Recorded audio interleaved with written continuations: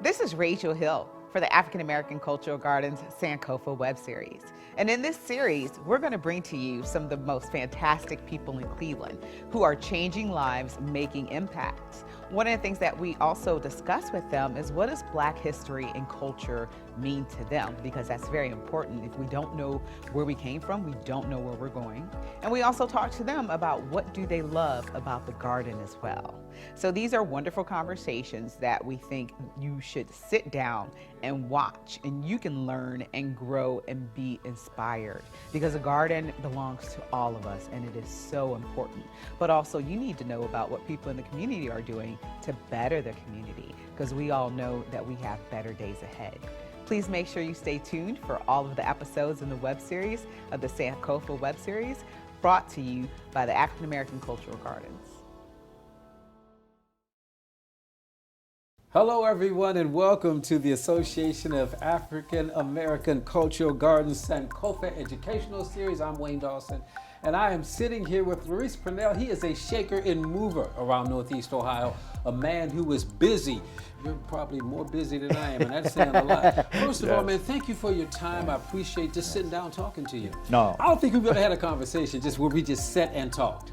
No, you actually though, I would always be thankful, because when I first started doing things in the community, you did have me on a couple times. Okay, yeah. But of course, you know, we're on that timer, so having a real Right, I only had 5 minutes. Yeah, we got that quick 5 got a minutes. little bit longer this time. Yeah. So again, it's always an honor to be, you know, in your midst. So. And back at you, my friend.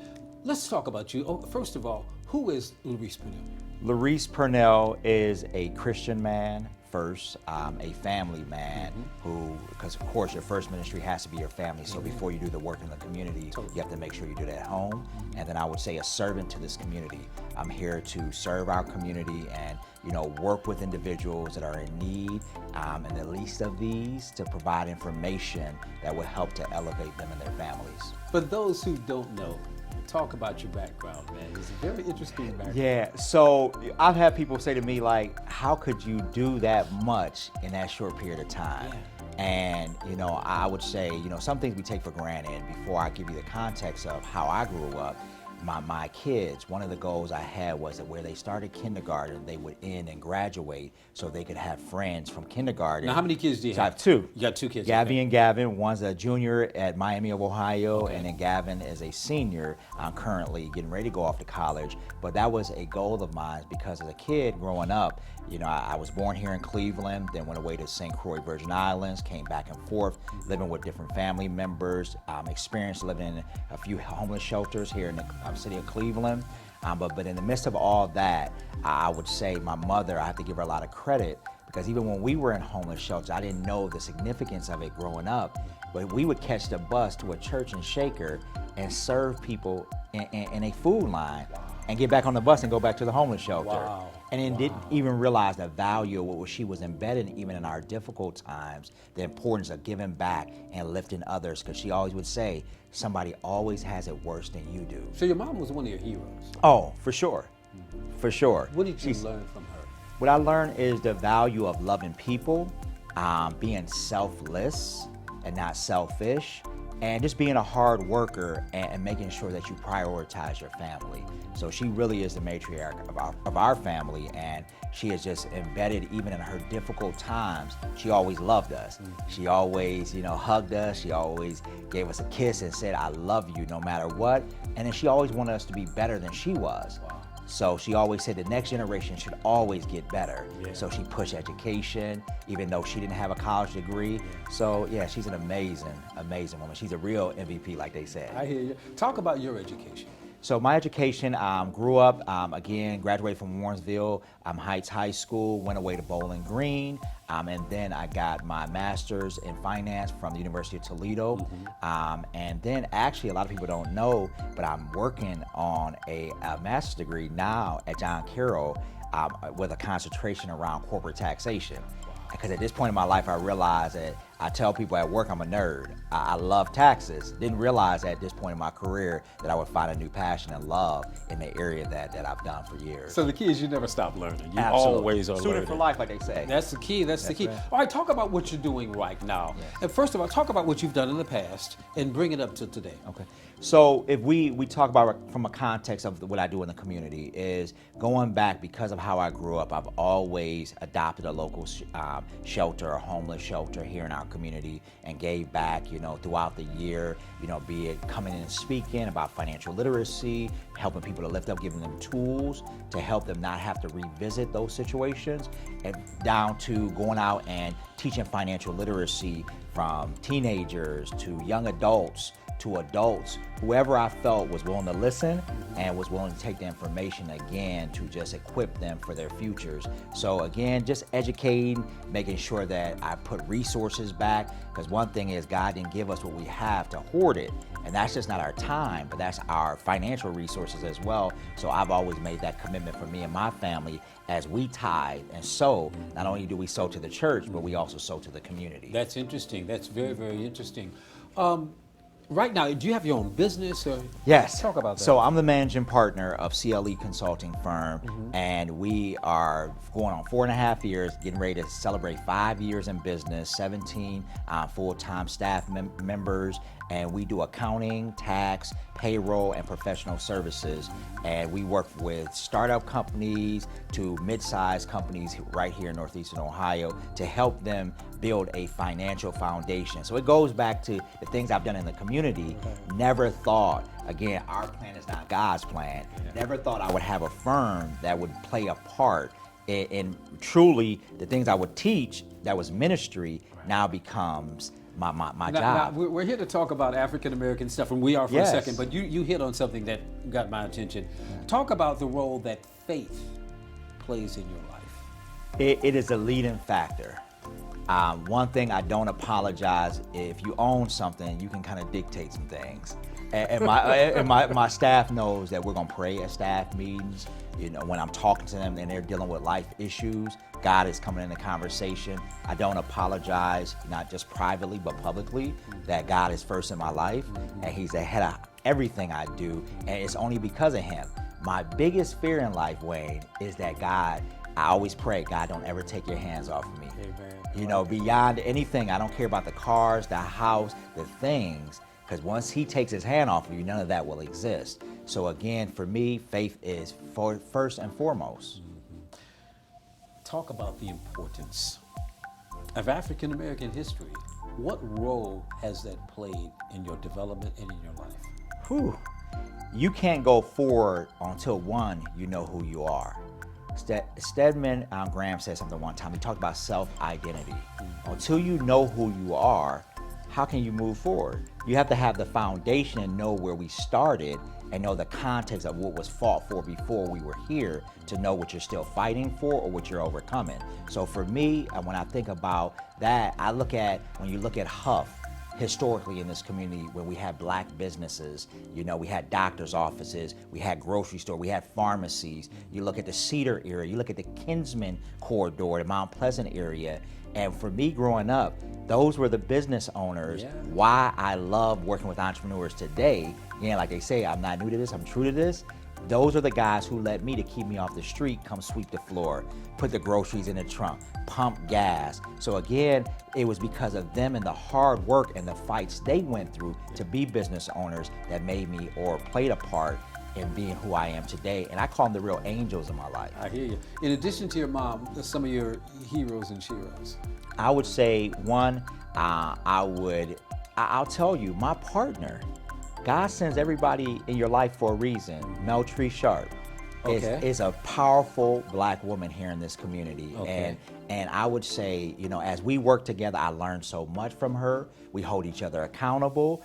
We grow together. I would say she's one, and I have never told her that, so she'll get to hear that for the first time. I got you. I would say my uncle, who just passed away about 6 months ago and did not get to experience me getting married, but this man, when I say I would come back from the Virgin Islands, I lived with him a few times. He was an engineer for Turner Construction, hard-working man. I saw him get up every morning.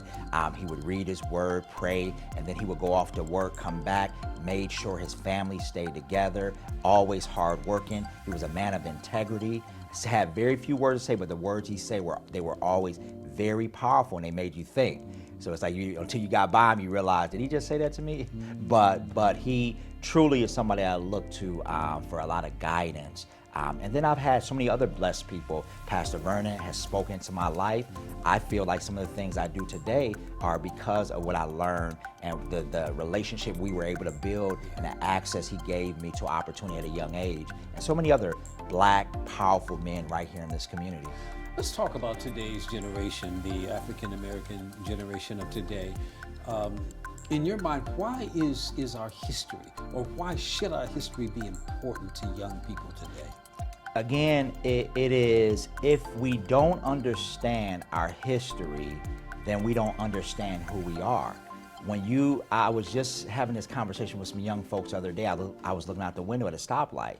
I said, do you know a Black man created that? And I started breaking down the peanut butter and just all these different, Madam C.J. Walker, the first millionaire in our history as a woman, a Black woman, and really just showing them the greatness of who we are. So we talk about being great, and we don't realize greatness is just not today and the people in this generation. We've always been great. So again, it's important that we understand that so we know what to elevate to and what the possibilities really are as a people. So that's imperative. Let's talk about the African American Cultural Garden on MLK. Finally, we can see it. Yes. We can pass it. When you pass by that and look over and see it, what goes through your mind? Powerful. Community, significance, true meaning.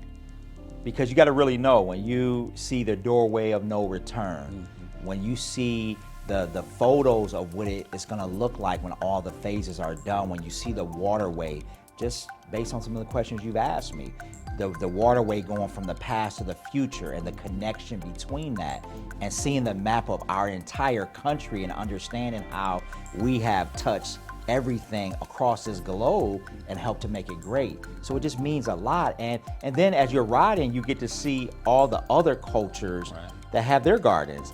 So it's almost like, why not? Why should we not have that? Why should we not honor our culture as well? So it's what it needs to be. When you talk about the imaging portrayed at the African American Cultural Garden, why is that important? It's important, again, because it's not, it has to have some meaning. It has to have some context.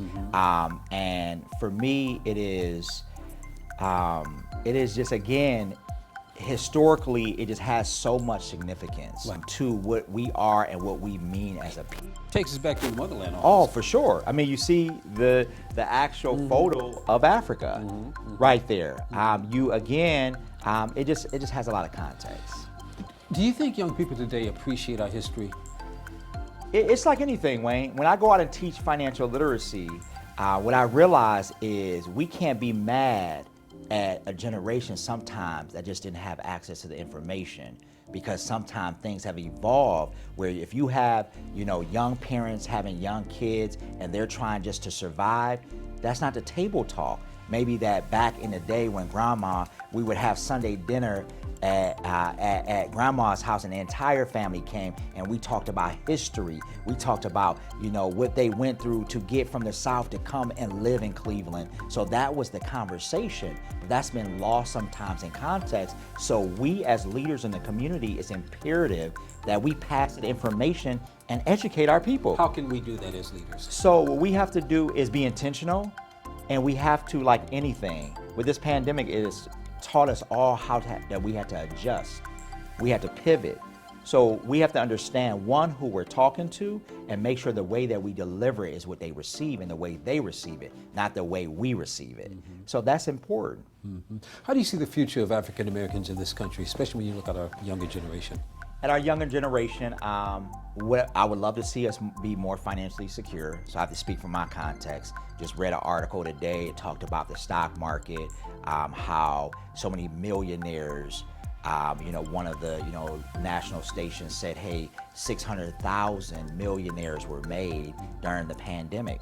Then it talked about 61% of white Americans bought into the stock market. Only 38% of our culture actually own stock, and mostly through their 401k. They didn't actually get in the stock market, so we missed access. Is that a fear factor, or just not knowing? What do you think? It goes back to what we talked about, our history, not knowing and being educated. Right. But again, we have to think out the box. And or actually, like one of my mentors said, there is no box. There is no box. We say that word, but it's no box. There really is no box. It's no box. Yeah. So we just have to think about, again, the unique ways to deliver information that people will receive and actually utilize. When you talk about our history, especially in this country, what do you think we can glean from that to make us better and stronger going forward as a people? I know that's a deep question. Ooh. Wayne, sacrifice. Yeah. Sacrifice, because when you think about, if we want to go back and we think about, Harriet Tubman, that was sacrifice, and that again is being selfless and saying, and I've said this and I'll say it again, as we evolve as powerful Black leaders in our communities, we can't get in our fancy cars and leave our community in our rearview mirrors. So if God gives us access, we got to make sure that we don't leave our community behind, and make sure we expose them to what we were afforded the opportunity to be exposed to.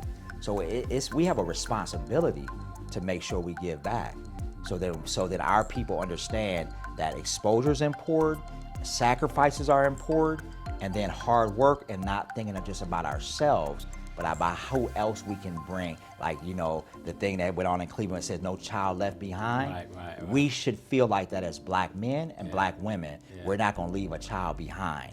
So if we take 2, 3, 4, and we all took somebody, we'll be that much better off. One final question, I want to bring it back to the cultural gardens, which we're both proud of, Yes. and the best is yet to come.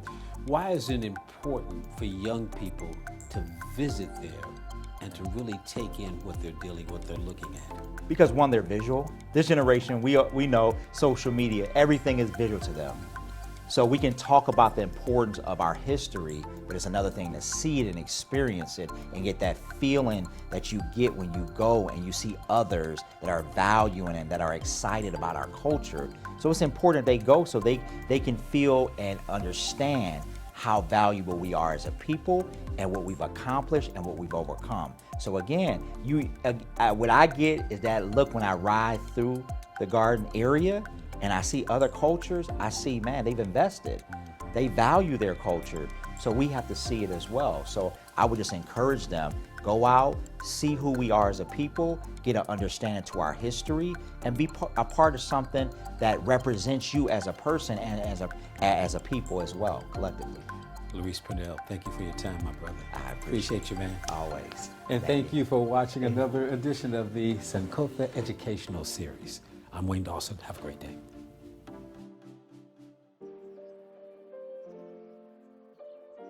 Hello, I'm Carl Ewing, the president of the Association of African American Cultural Gardens. We need your help to complete the African American Cultural Gardens. We learn from our past as we live in the present to secure our future. That's what the African American Cultural Gardens represent, the African American experience. To make your tax-deductible donations, go to aacg.org. Remember, sow a seed and watch us grow. Thank you. I'm Beverly Lloyd with the Association of African American Cultural Gardens, bringing you Do You Know? At this time, we'll talk about some trailblazers who had the courage, the brains, and the perseverance to open doors that had never been opened before. As I'm giving facts, see if you can guess their names. From Lake Forest, Illinois, this 21-year-old mechanical engineering major stepped into a role at the U.S. Naval Academy that had never before been heard of by a Black woman. In the 175 years that the U.S. Naval Academy existed, there had never been a brigade commander that was a female and Black. Inspired by her dad, she stepped into that role in 2020. If you guessed Sydney Barber, then you do know.